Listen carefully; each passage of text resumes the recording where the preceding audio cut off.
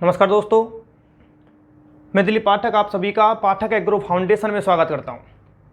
मेरे प्यारे बच्चों, बायोलॉजी की हम बातें कर रहे थे। बायोलॉजी में हमारा जो चैप्टर चल रहा था वो चैप्टर चल रहा था इकोलॉजी, पारिस्थितिकी की बातें कर रहे थे हम। इसका एक लेक्चर हो गया है। आज इकोलॉजी का ये हमारा लेक्चर नंबर 2 है। देखिए बच्चों, इकोलॉजी की मैंने आपसे बातें की तो इकोलॉजी में मैंने आपसे कहा कि जीव और पर्यावरण, इनके बीच का जो संबंध है इसका अध्ययन ही कहलाता है इकोलॉजी। जीव और पर्यावरण के मध्य में क्या संबंध है, इसके अध्ययन को हम क्या कहते हैं, इकोलॉजी कहते हैं। ठीक है, अब देखिए बच्चों, हम टॉपिक को आगे बढ़ाते हैं। हमारा जो इकोलॉजी है या ये कहीं पूरा का पूरा जो ये इकोसिस्टम है, इसमें 2 प्रकार के घटक हुआ करते हैं। एक होते हैं हमारे अजैविक घटक, अजैविक घटक, एबायोटिक फैक्टर, और दूसरे होते हैं बच्चों जैविक घटक, ठीक है, जिन्हें हम कहते हैं biotic factor. Okay, abiotic factor and biotic factors. अब देखिए अजैविक घटक क्या है। देखो, इन दोनों का ना एक कॉम्बिनेशन होता है बेटा। अब अजैविक घटक कौन कौन से हैं वो देखिए। अजैविक घटकों में सबसे पहला जो हमारा घटक है वो है आवास, हैबिटेट। क्लियर। दूसरा जो हमारा घटक है बच्चों वो है तापमान। तीसरे हम घटक की बातें करेंगे लाइट मीन्स प्रकाश। चौथा जो हमारा घटक है वो है वाटर। और 5वें एबायोटिक फैक्टर की बातें करेंगे हम सॉइल मीन्स मृदा। तो ये हमारे 5 अजैविक कारक हैं जिनकी हम बातें करेंगे। आवास, तापमान, प्रकाश, वाटर और सॉइल, ये क्या है। क्लियर। आइएगा प्यारे बच्चों, सबसे पहले हम बातें करते हैं हैबिटेट की। व्हाट इज हैबिटेट, क्या होता है, ध्यान दीजिए।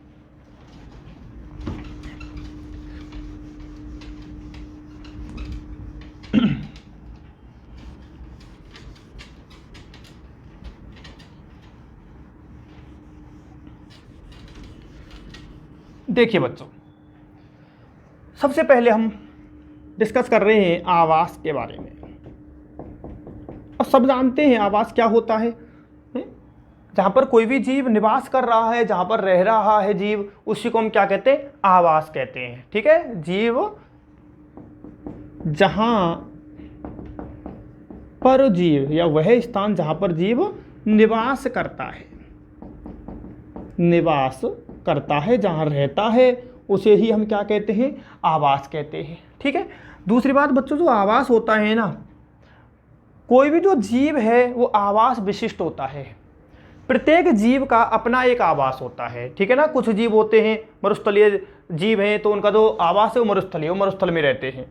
ठीक है ना। ध्रुवीय क्षेत्रों पर रहने वाले जो जीव हैं उनका वो आवास हो गया। तो प्रत्येक जीव जो होता है ना, उसका एक अपना आवास होता है। इसका मतलब जीव जो होता है वो कैसा होता है, आवास विशिष्ट होता है। जीव आवास विशिष्ट होता है। विशिष्ट का मतलब विशेष, ठीक है ना।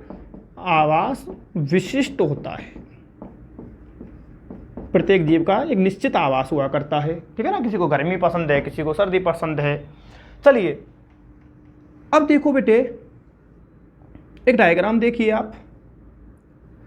ये क्या है गुरुजी, ये ऐसे मान के चलो ये हमारी पूरी की पूरी एक पृथ्वी है। अब बच्चों देखिए, पृथ्वी के बीचों बीच से जो रेखा गुजर रही है, आपको पता है ये है हमारी भूमध्य रेखा। कौन सी रेखा है बच्चों, ये हमारा भूमध्य रेखा। ठीक है। पृथ्वी के ये 2 पोल हो गए बच्चों। ये हमारा नॉर्थ पोल हुआ करता है और ये साउथ पोल, उत्तरी ध्रुव, और ये दक्षिणी ध्रुव। ठीक है। अब हम भूमध्य रेखा से नॉर्थ पोल की ओर जाएं और साउथ पोल की ओर भी जा रहे हैं। देखिए, भूमध्य रेखा जो होती है बेटे, वो 0 डिग्री अक्षांश पर उपस्थित होती है। 0 डिग्री अक्षांश पर कौन सी है, भूमध्य रेखा। ठीक है ना। अब आगे चलते चलेंगे, हम इसको डिवाइड करेंगे। यहाँ है हमारा 20 डिग्री अक्षांश, यहाँ पर है बच्चों 40 डिग्री अक्षांश, और यहाँ पर है 60 डिग्री अक्षांश। ठीक है। बिल्कुल ऐसे के ऐसे साउथ पोल की तरफ हम चलते हैं। ये हमारा 20 डिग्री हो गया, ये 40 डिग्री हो गया, और ये हो गया है बच्चों हमारा 60 डिग्री अक्षांश। बीचों बीच जो है ना ये, ठीक है ना। ये है हमारा इक्वेटर, मतलब भूमध्य रेखा। अब देखिएगा बच्चों, हम भूमध्य रेखा से नॉर्थ पोल की ओर जा रहे हैं या साउथ पोल की ओर जा रहे हैं, तो अक्षांशों के आधार पर मैंने आपको 4 भाग बता दिए, 0 से 20, 20 से 40, 40 से 60 और ये नॉर्थ पोल। ठीक है, अब देखिए इनका नाम क्या है बच्चों। ये जो 0 से 20 वाला जो है ना हमारा, ये वाला, ठीक है ना, इसको बोलते हैं ट्रॉपिकल क्षेत्र, ट्रॉपिकल। ठीक है, ये जो सेकंड वाला है इसको बोलते हैं बच्चों सब ट्रॉपिकल। सब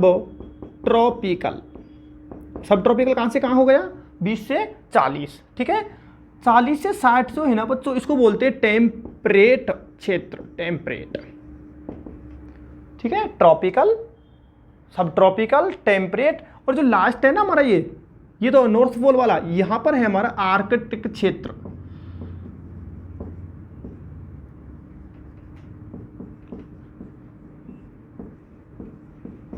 आर्कटिक क्षेत्र बिल्कुल ऐसे ही यदि हम इधर भूमध्य रेखा से साउथ पोल की ओर चल रहे हैं, ठीक है, तो साउथ पोल की ओर चलने पर क्या होगा, बिल्कुल ऐसे कैसे 0 से 20 डिग्री में जो है वो है हमारा ट्रॉपिकल क्षेत्र, 20 से 40 में है हमारा सब ट्रॉपिकल। क्लियर, बिल्कुल ऊपर की तरह है। 40 से 60 के बीच में है हमारा टेम्परेट क्षेत्र, टेम्परेट। ठीक है, और ये हमारा साउथ पोल वाला जो क्षेत्र है बच्चों, इसको हम बोलते हैं अंटार्कटिक। आपने खूब बचपन में पढ़े आर्कटिक और अंटार्कटिक। अंटार्कटिक देख लेना एक बार आप, ठीक है ना, हिंदी लिखने में थोड़ी समस्या आ जाती है। अंटार्कटिक क्षेत्र बोलते हैं इसको। ये बात आपकी समझ में आ गई होगी अच्छे से, ठीक है ना। Tropical, subtropical, temperate. Clear, north pole की ओर है हमारा आर्कटिक और साउथ पोल की ओर है हमारा अंटार्कटिक। अब बच्चों देखिए, हम भूमध्य रेखा से चाहे तो नॉर्थ पोल की ओर जाएं, भूमध्य रेखा से हम दूर चलते जा रहे हैं। अब दूर दो तरफ चल सकते हैं, तो हम नॉर्थ पोल की ओर जा रहे हैं भूमध्य रेखा से, या साउथ पोल की ओर जा रहे हैं, ठीक है ना। तो फिर तापमान में क्या आती है, ताप में कमी आती है। तो सबसे ज्यादा तापमान कहां होगा हमारा, सबसे ज्यादा तापमान होगा भूमध्य रेखा पर। सबसे ज्यादा तापमान कहां होता है, भूमध्य रेखा पर, क्योंकि भूमध्य रेखा पर सूर्य की जो किरणें होती हैं वो सीधे पड़ती हैं, डायरेक्ट आपतित होती हैं, इसलिए सबसे ज्यादा टेम्परेचर है हमारा भूमध्य रेखा पर। भूमध्य रेखा से चाहे आप नॉर्थ पोल की ओर जाइएगा और चाहे भूमध्य रेखा से साउथ पोल की ओर जाइए, ताप में लगातार क्या होती चलेगी, कमी होती चलेगी। तभी तो आपको पता है कि सबसे कम ताप कहां होगा, नॉर्थ पोल पर और साउथ पोल पर, इसलिए वहां पर क्या उपस्थित है, आइस, बर्फ जमी हुई है वहां पर, आइस। साउथ पोल पर भी क्या है, आइस है। क्लियर है मेरी बात। तो भूमध्य रेखा से किसी स्थान की दूरी जैसे जैसे बढ़ेगी, तापमान में क्या आएगी, कमी आएगी। दूसरी बात, ये मोस्ट कर लेना बेटा ये वाली पॉइंट को, भूमध्य रेखा से दूरी बढ़ने पर ताप में क्या आती है, कमी आती है। दूसरी बात बच्चों, ये ऊंचाई क्या बीमारी है, ये देखिए ऊंचाई। देखो किसी भी स्थान की जो ऊंचाई हम मापते हैं ना, कि वो कितनी ऊंचाई पर स्थित है, तो हम हमेशा समुद्र के तल से मापते हैं। ऊंचाई के लिए हम आधार किसको बनाते हैं, किसको बेस बनाते हैं, समुद्र के तल को, ठीक है ना। तो समुद्र तल से हमेशा ऊंचाई कहां से नापी जाएगी, समुद्र के तल से। और किसी स्थान की जैसे जैसे ऊंचाई बढ़ती है ना, तो भी तापमान घटता है, ठीक है ना। तो हम कैसे लिख दें कि ऊंचाई बढ़ने पर, समुद्र तल से ऊंचाई बढ़ने पर ताप में क्या आएगी, कमी आएगी। अब कितनी कमी आएगी ये आगे चल के आपको बताएंगे भी कि कितने डिग्री सेल्सियस कमी आती है, ठीक है ना। ताप प्रवणता बोलते हैं उसको, वो क्या होती है आगे डिस्कस करेंगे इस बात को। तो किसी स्थान की भूमध्य रेखा से दूरी बढ़े और चाहे किसी स्थान की ऊंचाई बढ़े, दोनों स्थितियों में ताप में क्या आएगी, कमी आएगी।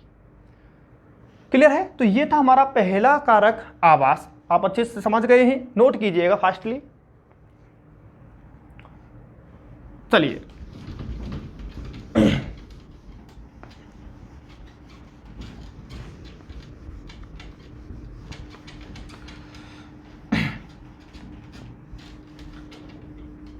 चलिएगा, आवास की बात हो गई है, सबकी समझ में आ गया है।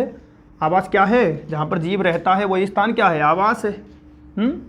जीव कैसा होता है, आवास विशिष्ट होता है, प्रत्येक जीव का अपना एक आवास होता है, ठीक है। भूमध्य रेखा से दूर चलेंगे तो ताप घटेगा, समुद्र तल से ऊंचाई पर जाएंगे तो भी ताप लगातार घटेगा। अब देखेंगे बच्चों सेकंड कारक को। सेकंड हम बातें कर रहे हैं टेम्परेचर की, तापमान की। सबसे महत्वपूर्ण कारक है बच्चों ये। ठीक है ना, सबसे महत्वपूर्ण कारक यही होता है, सबसे महत्वपूर्ण कारक है।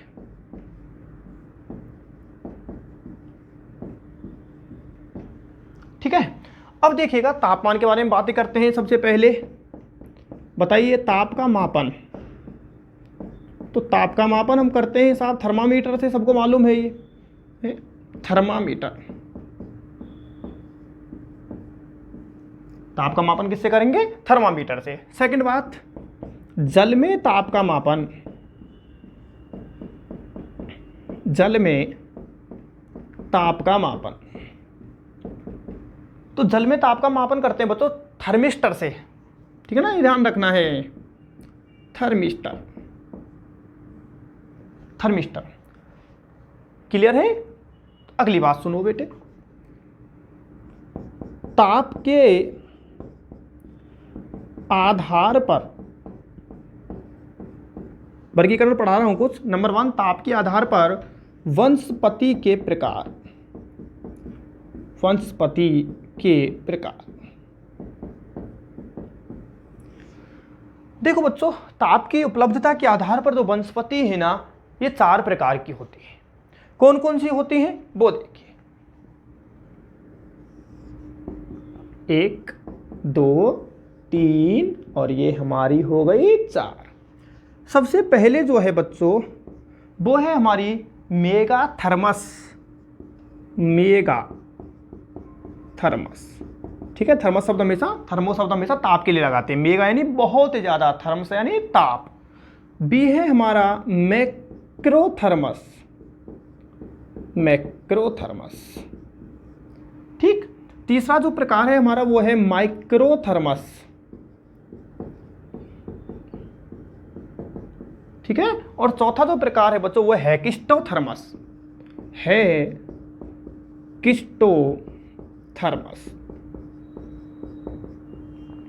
तो ताप के आधार पर वनस्पति को 4 प्रकारों में बांट दिया गया है, मेगाथर्मस, मैक्रोथर्मस, माइक्रोथर्मस और हेकिस्टोथर्मस।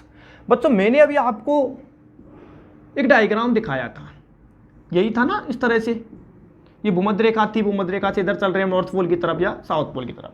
तो ये जो वनस्पति है ना, ये भी मैंने आपको बिल्कुल इसी आधार पर बताई है। यहाँ पर तापमान बहुत ज़्यादा था तो मेगाथर्मस हो गया। ठीक है, तापमान थोड़ा घटेगा, जैसे जैसे दूर चलेंगे तापमान थोड़ा घटा तो मैक्रोथर्मस। उसके बाद में यहाँ पर क्या आएगा? माइक्रो। और पोल जो है, चाहे वो नॉर्थ पोल है चाहे वो साउथ पोल है, ठीक है ना, वहाँ पर ताप बहुत कम है, बर्फ है वहाँ पर, तो वहाँ पर कौन सा आ जाएगा? हेकिस्टोथर्मस। हेकिस्टो का मतलब ही क्या होता है? चिल्ड, यानी बहुत ठंडा, और बहुत ठंडा मतलब बर्फ है। ठीक है, तो मेगाथर्मस, मेगाथर्मस वनस्पति ये कहाँ पर होगी बच्चों बताओ? यहाँ पर होगी ना, ये 0 डिग्री अक्षांश है, ये वाला क्षेत्र। यही तो होते हैं हमारे उष्णकटिबंधीय वर्षावन। भूमध्य रेखा के पास पाए जाने वाले जो वन है उनको क्या कहते हैं? उष्णकटिबंधीय वर्षावन। ठीक है ना, तो मेगाथर्मस के उदाहरण हमारा हो गया है उष्णकटिबंधीय वर्षावन। नोट करिए, नोट करिए। ठीक है, इनको हम बोलते हैं ट्रॉपिकल रेन फॉरेस्ट। क्या बोलते हैं बच्चों इनको? ट्रॉपिकल रेन फॉरेस्ट बोलते हैं इनको। सेकंड जो है हमारा मैक्रोथर्मस। मैक्रोथर्मस के अंदर आ जाएंगे हमारे पर्णपाती वन, डेसिडुअस, पर्णपाती वन, पर्णपाती। ठीक है, माइक्रोथर्मस इसमें होगी हमारी मिश्रित वनस्पति, मिश्रित प्रकार के वन पाए जाएंगे यहाँ। ठीक है, और हेकिस्टोथर्मस यह अल्पाइन वनस्पति होती है बच्चों, यहाँ एल्पाइन वनस्पति पाई जाती है। तो चारों आपकी समझ में आ गए होंगे अच्छे से, उष्णकटिबंधीय वर्षावन। ठीक है, मेगाथर्मस जहाँ तापमान बहुत ज़्यादा होता है, मेगा तापमान थोड़ा कम, मैक्रो तापमान और कम, माइक्रो और जहाँ तापमान बहुत ही कम है वो है हमारा हेकिस्टो। तो हेकिस्टो में हमारी कौन सी वनस्पति है? एल्पाइन वनस्पति जो है वो है अपनी हेकिस्टोथर्मस। ये चारों समझ में आ गए हैं आपके? ठीक है ना, यहाँ ताप बहुत ज़्यादा, ठीक है ना, ऐसे ताप बहुत ज़्यादा है, यहाँ ताप थोड़ा कम है, यहाँ ताप और भी कम है, और यहाँ ताप सबसे कम है। तो ताप के आधार पर चारों प्रकार की वनस्पति मैंने आपको बता दी है, जल्दी से नोट करिए। चलिए अब सुनिएगा बच्चों, मैंने आपको परसों की क्लास में एक बात बताई थी कि उष्णकटिबंधीय वर्षावन जो होते हैं उनमें जैव विविधता सबसे ज़्यादा होती है। जैव विविधता बहुत पाई जाती है उष्णकटिबंधीय वर्षावनों में। इसका कारण क्या है वो सुनिएगा। उष्णकटिबंधीय वर्षावन जो है वो आपको पता है कहाँ है, भूमध्य रेखा के पास में है। अब भूमध्य रेखा के पास में है तो आपको पता है कि भूमध्य रेखा पर सूर्य की किरणें सीधी पड़ती हैं, यानी यह प्रकाश ज़्यादा उपलब्ध रहेगा। प्रकाश ज़्यादा, ध्यान देते रहिए बेटे, प्रकाश ज़्यादा कहाँ पर, भूमध्य रेखा के आसपास में प्रकाश की उपलब्धता ज़्यादा है। अब जब प्रकाश ज़्यादा है तो सीधी बात है पादपों में प्रकाश संश्लेषण भी क्या होगा बच्चों, ज़्यादा होगा। ठीक है, अब प्रकाश संश्लेषण ज़्यादा हो गया, इसका मतलब सीधी बात है उत्पादकता ज़्यादा, क्योंकि प्रकाश संश्लेषण के द्वारा ही तो बनता है हमारा कार्बोहाइड्रेट। ठीक है ना, अधिक उत्पादन होगा, प्रोडक्टिविटी ज़्यादा होगी, और उत्पादकता ज़्यादा तो फिर जैव विविधता भी ज़्यादा। तो ये क्वेश्चन बहुत फेमस क्वेश्चन है कि उष्णकटिबंधीय वर्षावन जो हैं वहाँ पर जैव विविधता बहुत ज़्यादा है। इसका कारण क्या है, क्योंकि वहाँ की उत्पादकता ज़्यादा है। जहाँ उत्पादन ज़्यादा होगा ज़्यादा जातियाँ रहेंगी, वहाँ ज़्यादा लोग रहेंगे, ज़्यादा जीव रहेंगे। और उत्पादकता ज़्यादा होने का कारण क्या है, क्योंकि वहाँ पर प्रकाश ज़्यादा उपलब्ध है, सूर्य की जो किरणें हैं वो सीधी पड़ती है कहाँ, भूमध्य रेखा पर। ठीक है, और प्रकाश ज़्यादा तो प्रकाश संश्लेषण भी ज़्यादा, इसलिए हमारे जो उष्णकटिबंधीय वर्षावन होते हैं इनमें बच्चों बायोडाइवर्सिटी जो है, जैव विविधता जो है वो बहुत ज़्यादा होती है। कारण आपको मैंने बता दिया है। चलें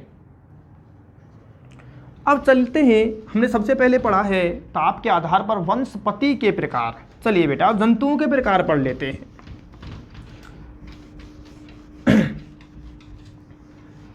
चारों हो गए, 4 प्रकार कौन कौन से बोलिए, वनस्पति के प्रकार कौन कौन से थे, मेगा, मैक्रो, और बोलिए माइक्रो, और चौथा सुना नहीं मैंने, हेकिस्टो। हेकिस्टो बोले तो ठंडा ठंडा कूल कूल। चलिए अब चलते हैं हम, चल भाई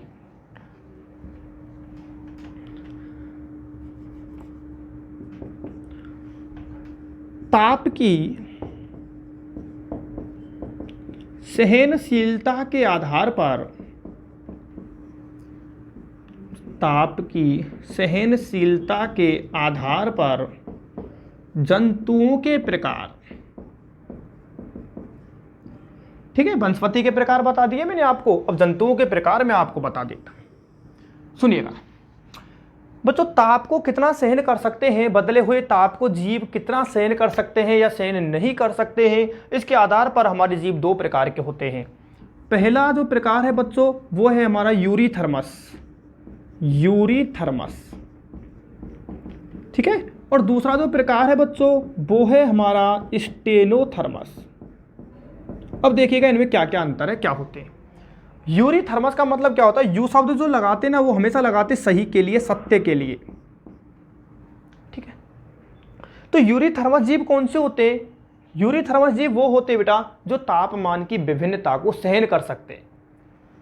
आपको पता है हमारी जो बॉडी है, ह्यूमन बॉडी का टेम्परेचर कितना रहता है, हमारी बॉडी का टेम्परेचर फिक्स रहता है कितना, 37 डिग्री सेल्सियस।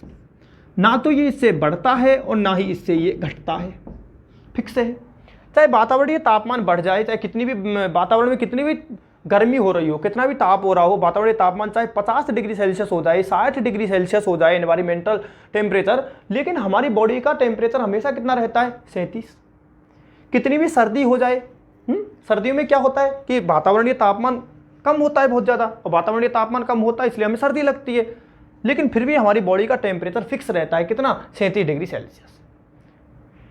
ताप चाहे कितना भी बदल ले, लेकिन बॉडी के टेम्परेचर को जो नहीं बदलेंगे, ताप की विभिन्नताओं को सहन कर जाएंगे। हाँ बदल लो, कितना भी बदल लो ताप को, लेकिन मैं अपनी बॉडी के ताप को नहीं बदलूंगा, वो है यूरीथर्मस। और जो ताप की विभिन्नताओं को सहन नहीं कर सकते, जो अपनी बॉडी के टेम्परेचर को चेंज कर लेते हैं, जैसे थोड़ी सी समस्या आई अपनी बॉडी के टेम्परेचर को चेंज कर लिया, वो है स्टेनोथर्मस। मैं दोनों की परिभाषा आपके सामने पेश करता हूं। ताप की विभिन्नता को सहन कर सकते हैं। ताप भले ही बदल रहा है वातावरणीय तापमान, लेकिन ये उन बदलते हुए तापमान को सहन कर सकते हैं, कौन, यूरीथर्मस। और यहाँ क्या हो जाएगा बेटा, ये ताप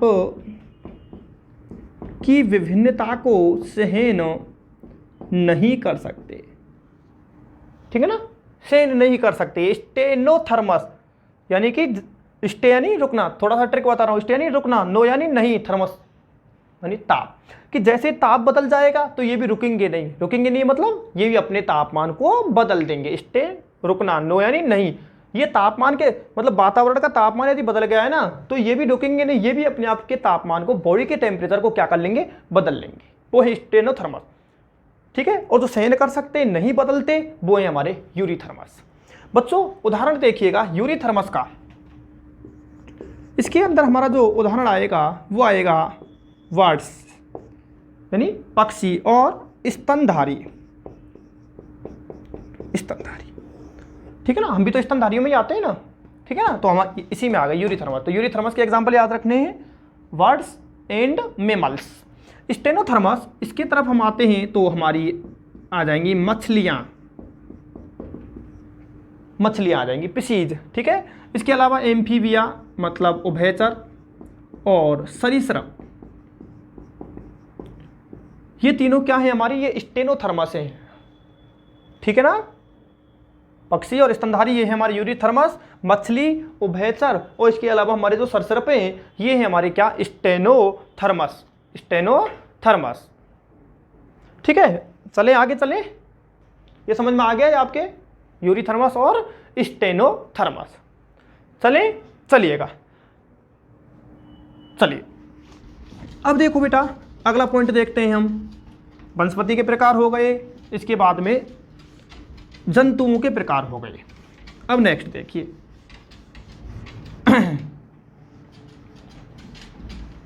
अरे बेटे यार इतना तो बच्चे ही परेशान नहीं करते यार जितना तू परेशान कर देता है। देखिए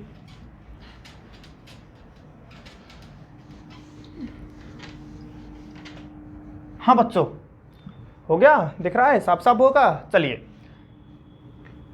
नंबर 3 हमारा ताप चल रहा है, भूलना नहीं है, ताप के आधार पर मैंने वनस्पति के प्रकार बता दिए, जंतु के प्रकार बता दिए। नंबर 3 पर चलते हैं अब हम, झील में तापीय स्तरीकरण। ये क्या बीमारी आ गई सर, बीमारी तो कुछ नहीं जी, ऐसे ही है। देखिए झील में तापीय स्तरीकरण का मतलब क्या है बच्चों, ताप के आधार पर, ताप की उपलब्धता के आधार पर जो झील होती है उसमें 3 क्षेत्र होते हैं। कौन कौन से 3 क्षेत्र हैं वो देखिए। पहला है एपिलिमनियन, एपिलिमनियन। सेकंड है बच्चों मेटालिमनियन, और तीसरा है बच्चों हाइपोलिमनियन, हाइपोलिमनियन, ठीक है। अब मैं एक चित्र बना देता हूं, आप तीनों को ही समझ जाओगे। देखो इधर देखो, ये हमारी झील है, ठीक है, 3 भाग कर दो इसके, ठीक है। ये वाला तो कौन सा हो गया हमारा, बोलिए एपिलिमनियन हो गया, सबसे ऊपर वाला होता है बच्चों एपिलिमनियन। ये मध्य क्षेत्र जो होता है ये होता है मेटालिमनियन, ठीक है। और तली वाला जो तल वाला जो नीचे पेंदे वाला जो क्षेत्र होता है, गहराई वाला जो क्षेत्र होता है वो होता है हमारा हाइपोलिमनियन, ठीक है ना। झील का जो ऊपर वाली जो सतह है, जो जल की ऊपरी सतह है या कहते हैं किनारे वाला जो भाग है, ठीक है, वो है एपिलिमनियन। मध्य भाग को बोलते हैं मेटालिमनियन, और तलीय जो क्षेत्र है, जो नीचे नीचे वाला क्षेत्र है, उसको हम कहते हैं बच्चों हाइपोलिमनियन, ठीक है ना। तो ये वाला कौन सा क्षेत्र हो गया, ये हो गया, किनारा लिख दूं भले ही तो, किनारे या ऊपरी क्षेत्र।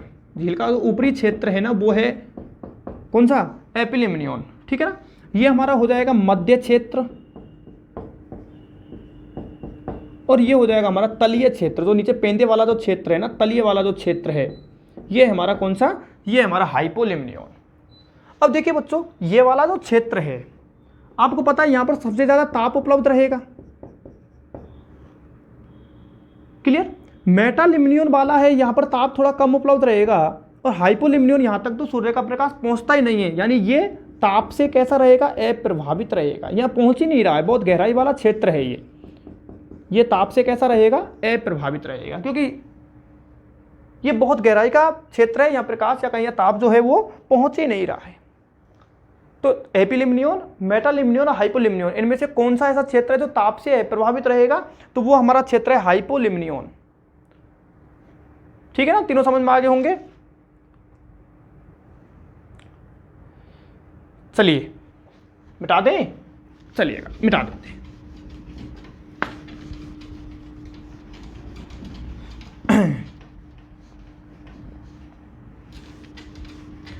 अब देखिएगा बेटा, अगला टॉपिक ये हमारा ताप चल रहा है। ताप के अंदर सबसे पहले हमने वनस्पति के प्रकार पढ़े हैं, जंतुओं के प्रकार पढ़े हैं, हमने झील में ताप ये स्तरीकरण पढ़ा है। अब देखते हैं बच्चों, देखिए ताप का प्रभाव, ताप का प्रभाव किस किस पर पड़ता है आप सब जानते हो। सबसे पहला उपापचयी दर, हमारी जो मेटाबॉलिक रिएक्शंस होती हैं वो टेम्परेचर पर डिपेंड करती हैं। सेकंड बाष्पोत्सर्जन, आप जानते हैं कि बाष्पोत्सर्जन की जो क्रिया होती है वो भी ताप पर निर्भर करती है। ताप यदि ज़्यादा होगा तो बाष्पोत्सर्जन क्रिया ज़्यादा होगी, और यदि बच्चों ताप कम होगा तो बाष्पोत्सर्जन भी कम होगा। तीसरा एंजाइम सक्रियता, एंजाइमों की सक्रियता भी ताप के द्वारा प्रभावित होती है। एंजाइम की सक्रियता, अब एंजाइम की सक्रियता ताप से कैसे प्रभावित होती है वो सुनिए। देखिए बच्चों, तीन कैटेगरी में आपको बनाता हूं। एक तो है ताप 20 डिग्री सेल्सियस से कम, ताप जो है वो 20 से 37 डिग्री सेल्सियस, और या कहें तीसरी स्थिति की ताप 37 डिग्री सेल्सियस से ज़्यादा। ठीक है, तो देखो यदि ताप 20 से कम है, ठीक है ना, कई बुक्स में 25 भी लिखा है, डाटा जो होता है थोड़ा वेरी करता है। ताप यदि 20 डिग्री से कम है ना, तो हमारा जो एंजाइम है ना, वो एंजाइम कैसा रहेगा? निष्क्रिय रहेगा, काम ही नहीं करेगा। ठीक है, तो 20 डिग्री सेल्सियस से कम ताप पर तो एंजाइम किस अवस्था में रहते हैं बच्चों? निष्क्रिय अवस्था में रहते हैं। मोस्ट लगा लेना इस पॉइंट पर। 20 से 37 डिग्री सेल्सियस पर ये सक्रिय रहते हैं, अपना काम करेंगे जी, जो भी काम है जिस एंजाइम का वो अपना काम करेगा।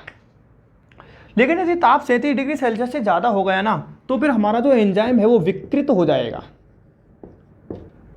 संरचना टूट जाएगी उसकी, फिर काम नहीं कर पाएगा। तो एंजाइम सर्वाधिक क्रियाशील कौन से ताप पर होते हैं? 20 से 37 डिग्री, या कह सकते हैं 25 भी कह सकते हैं, 25 से 37 डिग्री सेल्सियस। ठीक है ना, यदि तापमान 20 से कम है तो फिर वो निष्क्रिय रहेंगे, अपना काम नहीं करेंगे। और यदि तापमान जो है बच्चों 37 से ज़्यादा हो गया तो फिर उस एंजाइम का विकृतीकरण हो जाएगा, उसकी संरचना नष्ट हो जाएगी। चौथा कारक देखेंगे बच्चों, चौथा कारक है हमारा शरीर का आकार या शरीर की आकार की। तापमान जो है बच्चों वो शरीर के आकार को, हमारा बॉडी साइज को भी प्रभावित करता है। किस किस को प्रभावित करता है वही मैं आपको बता रहा हूँ। तापमान का प्रभाव उपापचयी दर पर, बाष्पोत्सर्जन, एंजाइमों की सक्रियता पर इसका प्रभाव पड़ता है, और चौथा है शरीर के आकार की, या कहें शरीर का आकार। कैसे? सुनिए, यहाँ तक क्लियर है? सुनिएगा तो फिर बच्चों, शरीर के आकार के अंदर मैं आपको दो नियम बताता हूँ। एक नियम है हमारा वर्गमान का नियम, मोस्ट लगा लेना बच्चों, मोस्ट लगा लेना, ठीक है। और दूसरा है हमारा एलेन का नियम, एलेन का नियम। दोनों ही नियम बहुत इंपॉर्टेंट हैं। जेट में ये भी पूछ लिया गया है, तो जेट में ये भी पूछ लिया गया है। बर्गमान साहब क्या कहते हैं वो सुनिए। सॉरी, बर्गमान कहते हैं कि जो पक्षी या स्तनधारी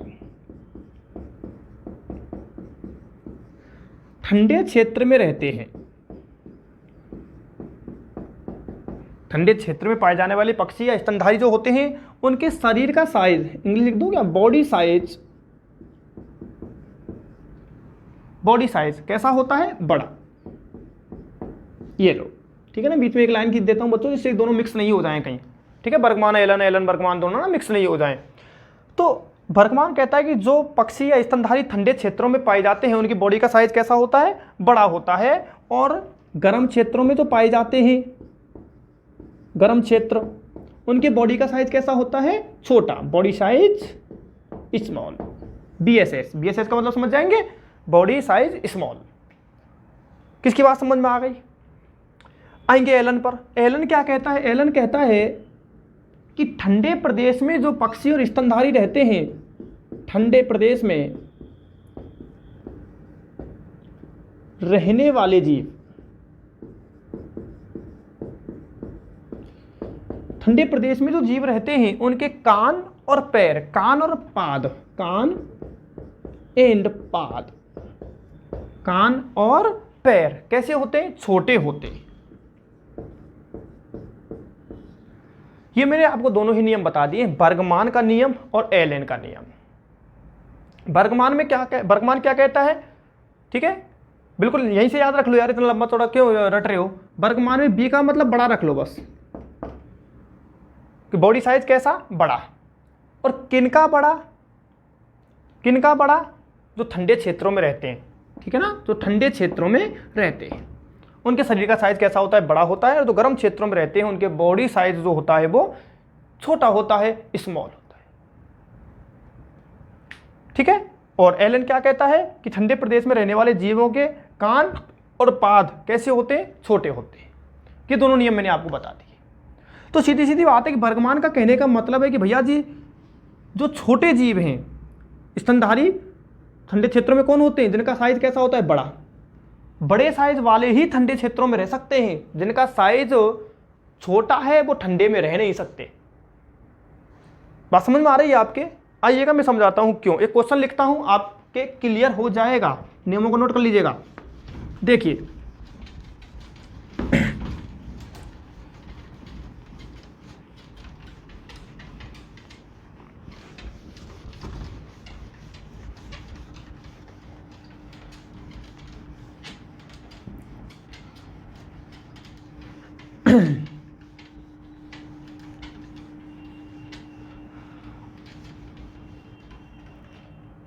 हाँ देखेंगे भाई और बहनों, एक क्वेश्चन लिखता हूं। छोटे जीव जैसे गुंजन पक्षी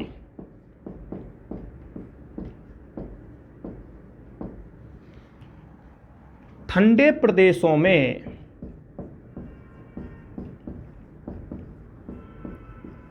नहीं पाए जाते। क्यों? बताओ जी क्यों? कि जो छोटे जीव होते हैं जिनका बॉडी साइज छोटा होता है वो ठंडे प्रदेशों में नहीं रहा करते। ऐसा क्यों? ऐसा यूं। देखिए देखो बच्चों, छोटे जीव जो होते हैं, पूरा सीक्वेंस के साथ में मैं आपको बता देता हूं। उनका जो सरफेस एरिया है, पृष्ठीय क्षेत्रफल, शरीर का जो पृष्ठीय क्षेत्रफल होता है वो ज़्यादा होता है। ठीक है ना। पृष्ठीय रसायन केमिस्ट्री के अंदर एक चैप्टर आता है कोलोइडल स्टेट है या कहीं सरफेस केमिस्ट्री, उसमें मैं आपको बताता हूं कि जैसे जैसे साइज छोटा होता चलेगा तो सरफेस एरिया क्या होता चलेगा? बढ़ता चलेगा। तो छोटे जीवों का सरफेस एरिया क्या होता है? ज़्यादा होता है। शरीर का पूरा लिखता हूं जिससे आप समझ पाओ, पृष्ठीय क्षेत्रफल ज़्यादा। छोटे जीव जो होते हैं इनके शरीर का पृष्ठीय क्षेत्रफल ज़्यादा होता है। अब बच्चों देखिए, पृष्ठीय क्षेत्रफल यदि ज़्यादा है, ध्यान दो, ये कोई जीव है, ये इसका पृष्ठीय क्षेत्रफल मैंने बनाया हुआ है ये, ठीक है ना, सर्किल से। अब यदि पृष्ठीय क्षेत्रफल ज़्यादा है जीव का तो बाहर कैसा है? बाहर प्रदेश कैसा है? ठंडे है। बाहर ठंडे है भाई, ठंडा क्षेत्र है, बाहर का क्षेत्र ठंडा है। तो ये जो जीव है कोई भी, इसके अंदर का बॉडी टेम्परेचर क्या है? ज़्यादा। तुलना कर रहे हैं हम कि बाहर का टेम्परेचर कम, भाई ठंडे प्रदेश में रह रहा है, तो बॉडी का टेम्परेचर क्या होगा? कंपैरिजन करें तो ज़्यादा। और आपको पता है कि हीट जो होती है, हीट का फ्लो कैसे होता है? ज़्यादा से कम की ओर। तो यहाँ टेम्परेचर ज़्यादा है जीव की बॉडी के अंदर और बाहर टेम्परेचर क्या है? कम है। तो फिर हीट का लॉस होगा, ऊष्मा बाहर निकलेगी, ऊष्मा की क्या होगी बच्चों? हानि होगी। अब ये जीव तो बेचारा मर ही जाएगा, क्योंकि शरीर का आकार बहुत छोटा है, और आकार छोटा तो पृष्ठीय क्षेत्रफल ज़्यादा है, और पृष्ठीय क्षेत्रफल ज़्यादा तो ऊष्मा की हानि भी ज़्यादा होगी। ठीक है ना। आगे बढ़ा दें इसको कि छोटे जीवों के शरीर का पृष्ठीय क्षेत्रफल क्या होता है? ज़्यादा, और पृष्ठीय क्षेत्रफल ज़्यादा तो ऊष्मा की हानि भी ज़्यादा, हीट लॉस ज़्यादा हो जाएगा, ऊष्मा हानि ज़्यादा। अब ऊष्मा की हानि ज़्यादा होगी तो कौन चाहता है कि मेरे शरीर से ऊष्मा की हानि ज़्यादा हो? क्योंकि ऊष्मा की ज़्यादा हानि होगी तो सीधी बात है उसे ज़्यादा ऊर्जा की आवश्यकता होगी। अधिक उपापचय क्रियाओं की आवश्यकता होगी, जिसे अधिक से अधिक ऊर्जा उत्पन्न करनी पड़ेगी, क्योंकि उसकी बहुत सारी जो एनर्जी है वो तो क्या हो गई, हीट के रूप में लॉस हो गई, हीट लॉस हो गया। अधिक एनर्जी उत्पन्न करनी पड़ेगी, इतनी एनर्जी वो उत्पन्न कर नहीं पाते। कौन? छोटे जीव जो है वो इतनी एनर्जी उत्पन्न नहीं कर पाते कि इतने लॉस को वो सहन कर जाए, इतने हीट लॉस को सहन कर जाए। तो उन्होंने सोचा फिर यार इतना हीट लॉस करने से अच्छा है कि हम ठंडे प्रदेशों में रहते ही नहीं है ना। समझ रहे हो क्या जरूरी है ठंडे प्रदेश में ही रहे हम, चलो गर्म प्रदेशों में रह लेते हैं हम। तो ये बात आपकी समझ में आ जानी चाहिए कि छोटे जीव जो होते हैं वो ठंडे प्रदेशों में क्यों नहीं होते, क्योंकि छोटे जीवों का पृष्ठीय क्षेत्रफल ज़्यादा होता है। जब बॉडी का सरफेस एरिया ज़्यादा है, पृष्ठीय क्षेत्रफल ज़्यादा है, तो ऊष्मा की हानि ज़्यादा होगी, ऊष्मा की हानि ज़्यादा होगी तो ज़्यादा ऊर्जा की ज़रूरत होगी। इतनी ऊर्जा ये उत्पन्न नहीं कर पाते, इतनी ऊर्जा इनमें संग्रहित नहीं रह पाती, और यही कारण है कि हमारे जो छोटे जीव होते हैं बच्चों, वो ठंडे प्रदेशों में नहीं पाए जाते, या कहते हैं कि बहुत ही कम पाए जाते हैं, बिरले ही पाए जाते हैं। चलते हैं बच्चों, कहानियों को आगे की ओर लेके चलेंगे, ये कारण मैंने आपको बता दिया। चलिए एक स्टार लगाओ। चलो, ताप का मापन किससे करते हैं बोलिए? ताप का तो बता दिया था, क्या था? थर्मामीटर, और जल में थर्मिस्टर। ठीक है, चलिए। तो ये हमारा बच्चों पहला कारक जो हमने पढ़ा वो था आवास। दूसरा जो हमने कारक पढ़ा है बच्चों वो है हमारा टेम्परेचर। पूरा समझ में आ गया है? टेम्परेचर मापन किससे करते हैं? थर्मामीटर से। जल में मापन किससे करते हैं? थर्मिस्टर से। ठीक है, ताप के आधार पर वनस्पति के 4 प्रकार कौन कौन से? मेगाथर्मस, मैक्रोथर्मस, माइक्रोथर्मस और हेकिस्टोथर्मस। जंतुओं के 2 प्रकार थे, यूरीथर्मस जो विभिन्नताओं को सहन कर सकते हैं, स्टेनोथर्मस विभिन्नताओं को सहन नहीं कर सकते। इसके बाद में ताप किस किस चीज़ को प्रभावित कर सकता है? वाष्पोत्सर्जन को, उपापचय दर को, एंजाइमों की सक्रियता को, और शरीर के आकार को। शरीर के आकार के अंदर 2 नियम मैंने आपको बता दिए, बर्गमान का नियम, एलेन का नियम, एक क्वेश्चन आपको करा दिया है। हम बच्चों तीसरे कारक की ओर चलने वाले हैं, और तीसरा हमारा जो कारक है वो है लाइट, प्रकाश। ठीक है, देखिएगा 2 पॉइंट हैं इसके बारे में। हाँ जी, मुख्य स्रोत क्या है बच्चों? प्रकाश का मुख्य स्रोत, प्रकाश का मुख्य स्रोत सबको पता है, सूर्य भगवान है। इस पूरे ब्रह्मांड में प्रकाश का एकमात्र स्रोत यही है, कौन? सूर्य भगवान। ठीक है ना। दूसरी बात, प्रकाश का मापन नोट करो, बताओ प्रकाश का मापन किससे करते हैं बच्चों? हम फोटोमीटर या लक्समीटर? फोटोमीटर या लक्समीटर। ठीक है ना। इसके द्वारा क्या किया जाता है बच्चों? प्रकाश का मापन किया जाता है, फोटोमीटर या फिर लक्समीटर। ठीक। अगली पॉइंट हेडिंग लगा लो, प्रकाशिक नियतांक। प्रकाशिक नियतांक या सौर नियतांक।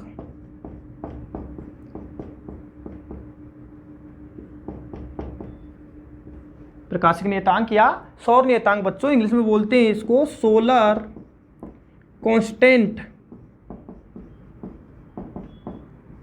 सोलर कांस्टेंट, हाँ जी, सोलर कांस्टेंट। चलिएगा, देखिए सोलर कांस्टेंट का मतलब क्या होता है बच्चों? देखो, मैंने अभी आपको बताया कि प्रकाश का मुख्य स्रोत कौन होता है? सूर्य होता है। ठीक है, तो सूर्य भगवान से सूर्य की किरणें आ रही हैं। ये सूर्य की किरणें कहाँ प्रवेश करती है? हमारे वातावरण में प्रवेश करती है, हमारे लिए उपलब्ध होता है वो प्रकाश। तो वातावरण में प्रवेश करने से पहले जितनी ऊर्जा होती है, सौर विकिरणों के पास जितनी ऊर्जा होती है, उसी को क्या कहते हैं? प्रकाशिक नियतांक या सौर नियतांक कहते हैं। मैं लिखता हूं परिभाषा को, ऊपर से मैं थोड़ा मिटाता हूं। देखिए,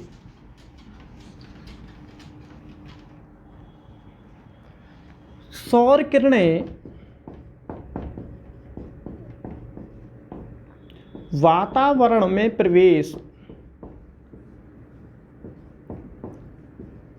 करने से पूर्व, वातावरण में प्रवेश करने से पूर्व एक निश्चित ऊर्जा रखती हैं, एक फिक्स एनर्जी वैल्यू होती है इनके पास, एक निश्चित ऊर्जा रखती हैं। इसे हम क्या कहते हैं? सोलर कांस्टेंट कहते हैं। इसे सोलर कांस्टेंट कहते हैं। इसी को हम क्या कहते हैं बच्चों? सोलर कांस्टेंट कहते हैं। और सोलर कांस्टेंट का मान आपको याद रखना होगा। इसका मान होता है 2 कैलोरी प्रति सेंटीमीटर स्क्वायर प्रति मिनट। सोलर कांस्टेंट की वैल्यू को नोट करेंगे, 2 कैलोरी प्रति सेंटीमीटर स्क्वायर प्रति मिनट। ठीक है, चलिए अगला पॉइंट जी। चलो अगला पॉइंट। अरे याद करते चलो साथ के साथ यार। क्या दिक्कत आ रही है? देखेंगे। मिटना यार, तू बड़ा परेशान करता है यार। देखो जी, एक महत्वपूर्ण चीज, पार। क्या है ये प्यार? सुनिएगा, पहले मैं इसकी इंग्लिश बोलता हूं, हिंदी में खुद लिखता हूं। पार का मतलब है फोटोसिंथेटिकली एक्टिव रेडिएशन। मतलब अब इंग्लिश का बाद हिंदी का नंबर आ गया ना। प्रकाश संश्लेषी सक्रिय विकिरण। अब नाम से मेरे बेटाओं तुमको बिल्कुल समझ में आ गया होगा कि प्रकाश संश्लेषी सक्रिय विकिरण का मतलब वो है कि ऐसी विकिरण जो प्रकाश संश्लेषण के लिए सक्रिय हो, ऐसी विकिरण जो प्रकाश संश्लेषण में काम आती है, पादप जिसका उपयोग लेते, वही विकिरण क्या है? पार है। सुनेंगे अब ध्यान से बच्चों। सूर्य भगवान जो है ना, इससे आने वाली जो तरंगे होती हैं, जो किरणें होती हैं, वो बहुत प्रकार की होती हैं। तरंग दैर्घ्य के आधार पर वो अनेक प्रकार की तरंगे होती हैं। आपको पता है, मैंने एटॉमिक स्ट्रक्चर में पढ़ाई थी। जैसे हमारी कॉस्मिक रेज हो गई, कॉस्मिक है, गामा रेज होती है ना, एक्स रे, ठीक है ना, माइक्रोवेव्स, रेडियो वेव्स, इस तरह से होती है। ठीक है ना, अवरक्त क्षेत्र, दृश्य क्षेत्र, इस तरह से। तो पार क्या है? सुनिए, पार प्रकाश का वो भाग है जिसकी तरंग दैर्घ्य कहां से कहां तक हो, वह प्रकाश। पूरा बताता हूं लो। जिसकी तरंग दैर्घ्य 400 नैनोमीटर से 700 नैनोमीटर। तो पादप अपने प्रकाश संश्लेषण के दौरान कौन से प्रकाश का उपयोग करते हैं? कौन से प्रकाश का उपयोग करते हैं जिसकी तरंग दैर्घ्य 400 नैनोमीटर से 700 नैनोमीटर होती है। ऐसा नहीं है कि किसी भी प्रकाश को ले सकते, कॉस्मिक डाल दो आप, एक्सरे डाल दो, है गामा रे डाल दो, कोई सी भी डाल दो, पराबैंगनी डाल दो, प्रकाश संश्लेषण हो जाएगा, ऐसा नहीं है। प्रकाश संश्लेषण के लिए सक्रिय जो विकिरण है वो फिक्स है। उसकी तरंग दैर्घ्य कितनी होती है? 400 नैनोमीटर से 700 नैनोमीटर होती है।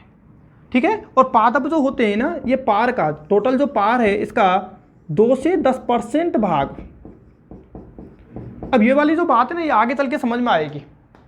ठीक है, प्राथमिक उत्पादकता, द्वितीयक उत्पादकता, वो पढ़ाएंगे कि कितने परसेंट जो टोटल आया उसका 50% जो है वो तो परावर्तित हो गया, बचा 50%। ठीक है ना, वो आगे बताएंगे। लेकिन अभी इतना कि पार का 2 से 10% भाग प्रकाश संश्लेषण में उपयोग, प्रकाश संश्लेषण में काम आता है। वेरी मोस्ट कर लेना पॉइंट पर, बहुत अच्छा पॉइंट है। नीट में, जेट में बहुत बार पूछा है कि पादप पार के कितने परसेंट भाग का उपयोग कर लेते हैं प्रकाश संश्लेषण के लिए? 2 to 10%। ठीक है ना, कंप्लीट पार का भी उपयोग नहीं होगा। कितना होगा? केवल 2 से 10% भाग जो है पार का, उसे प्रकाश संश्लेषण में उपयोग लिया जाता है। ठीक है बच्चों, चलिएगा अब देखते हैं एक महत्वपूर्ण परिभाषा। देखिए,